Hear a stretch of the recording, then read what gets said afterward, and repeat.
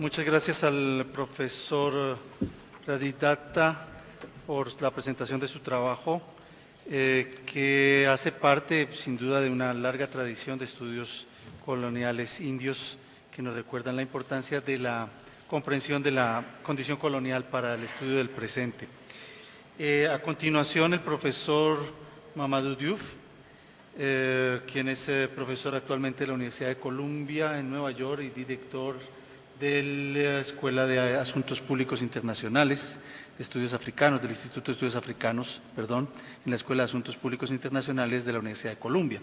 El profesor Diouf presentará su trabajo con el título Identidades coloniales y ciudadanía en un enclave atlántico francés, el caso de San Luis de Senegal.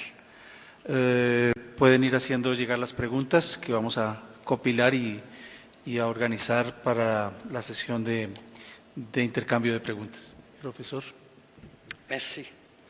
Je voudrais d'abord commencer mon propos par remercier le professeur Heraclio Bonilla, pour m'avoir invité à participer à cette discussion qui est une discussion importante sur la question coloniale. Je voudrais aussi remercier l'ensemble des personnes qui ont participé à l'organisation de cette conférence.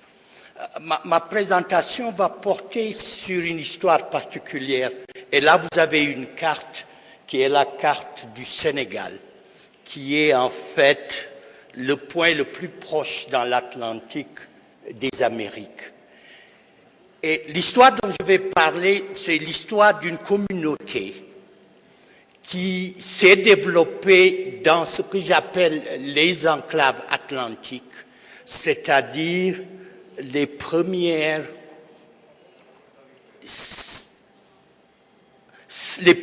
sites où les Français se sont installés.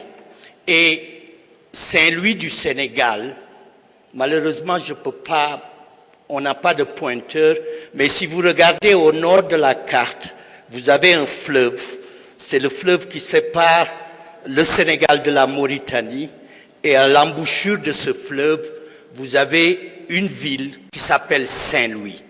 Et Saint-Louis a été fondé par les Français en 1650. Donc c'est le premier établissement français sur la côte occidentale d'Afrique. Et donc je vais parler de la communauté qui s'est développée dans cette île et comment cette communauté s'est insérée, si vous voulez, dans l'espace. Merci.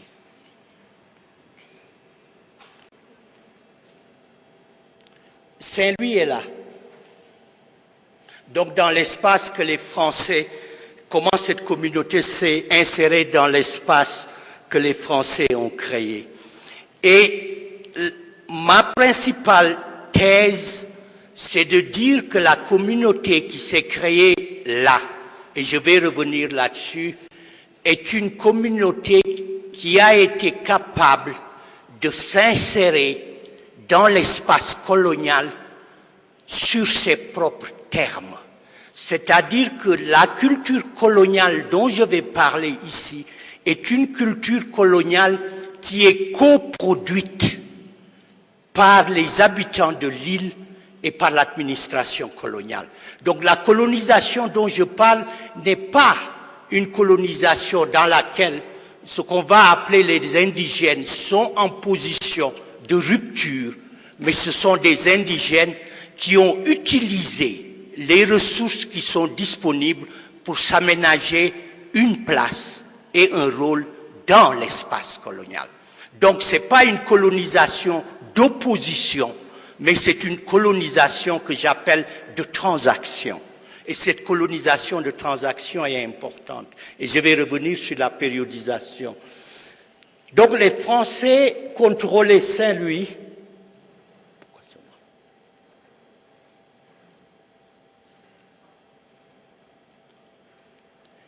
Et ensuite, il y a une petite île ici, qui est très connue, au large de la presqu'île du Cap-Vert, qui s'appelle Gorée. qui n'est pas représentée sur la carte, cette île, les Français vont la prendre aux Hollandais au XVIIIe siècle. Donc, avec Saint-Louis, créé en 1650, et Gorée, saisi sur les Hollandais au XVIIIe siècle, les Français vont avoir ce qu'ils vont appeler une colonie, qu'ils vont appeler la colonie du Sénégal. Et donc, c'est dans ces deux espaces que va se créer la culture dont je parle, qui est une culture de transaction. Et l'intérêt de cette culture de transaction, c'est que cette région,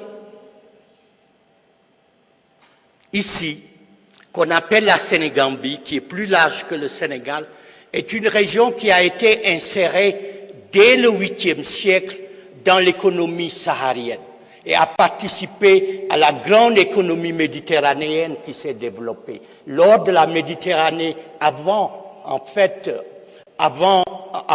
la découverte des Amériques, vient de cette région. Venait de cette région et circulait par les routes transsahariennes. La circulation de l'or et des produits méditerranéens a entraîné aussi la circulation de l'islam.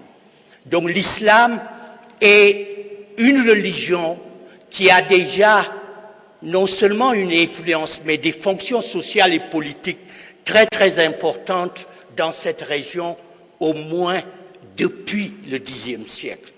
Donc les habitants de cette île dont j'ai parlé, ces habitants sont en majorité des musulmans, mais des musulmans qui sont sous, en fait, la domination. Donc les ressources qu'ils vont utiliser aussi sont des ressources de l'islam. Mais c'est un islam hybride, c'est un islam très indigène, qui utilise à la fois les ressources spirituelles traditionnelles africaines, mais qui utilise aussi, et ça c'est un élément sur lequel je vais revenir, les ressources de la spiritualité arabe, islamique. Et la principale ressource qui va être au cœur, en fait, de leur construction communautaire, c'est ce que j'appelle la lettre arabe, la langue arabe écrite. Et cette langue arabe écrite va avoir un rôle dans la transformation de la langue principale de cette région, qui est le Wolof.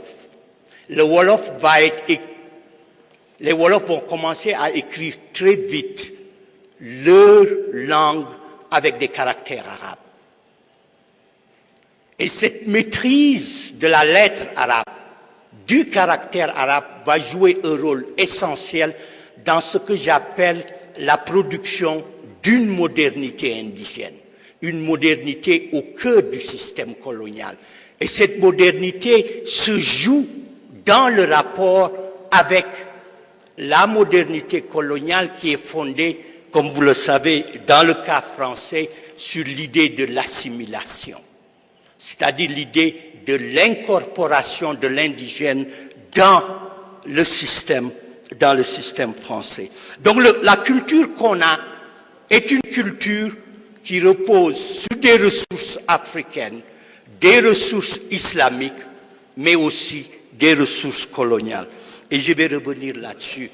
Et en fait, la convergence de l'ensemble de ces ressources pour créer cette culture urbaine va se manifester dans plusieurs registres. Le registre de la cuisine, qui est un registre essentiel, le registre de l'encens, des odeurs, le registre de l'habillement, le registre de la langue. Et c'est l'association de l'ensemble de ces registres, vestimentaires, culinaires, mais aussi architectural, qui va créer une civilité spécifique. Et ce que j'appelle la civilité des habitants de cette île, c'est cette culture qui est produite, qui est à la fois une culture religieuse, une culture intellectuelle et politique, mais aussi une culture sociale qui a des reflets physiques qui créent cette civilité. Cette civilité est le produit de la conjonction d'une communauté civique et d'une culture civique. Et l'intérêt justement de cette civilité, c'est pas d'être en opposition constante avec le projet colonial assimilateur, mais c'est de négocier constamment avec ce projet et de quelquefois la tourner dans des directions qui n'étaient pas des directions réfléchies ou pensées par, en fait, les colonisateurs. Et pour moi, cette inscription dans l'espace public et dans la géographie coloniale va précisément permettre à cette communauté de négocier ce que j'appelle après Ballandier la situation coloniale et de créer un environnement, et c'est ça ma première thèse, qui permet de comprendre que la question coloniale n'est pas une question qui est en fait prise en charge une fois pour toutes. Comme dit Fred Cooper, le colonialisme est en fait une cible mouvante. Et parce que le colonialisme est une cible mouvante, il ouvre parfois un espace qui est un espace de négociation. Et c'est ça l'intérêt d'interroger l'histoire de cette communauté. C'est précisément penser la production de cette civilité, c'est penser la production de l'histoire, qui est une discussion dans laquelle, sur laquelle on a beaucoup insisté. Mais là, la question que je voudrais plus précisément discuter, c'est comment cette production de l'histoire se fait à 3 niveaux dans le cadre de la situation coloniale. Le premier niveau, c'est le niveau de l'Empire, et dans le cas qui me préoccupe de l'Empire français.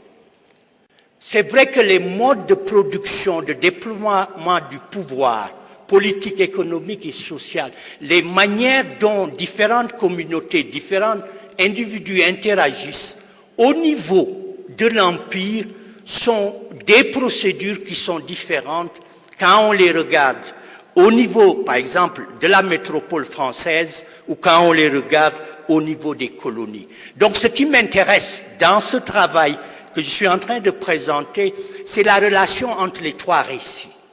Le récit impérial, le récit métropolitain et le récit colonial et postcolonial dans leur manière de comprendre justement la question qui nous intéresse ici, la question coloniale.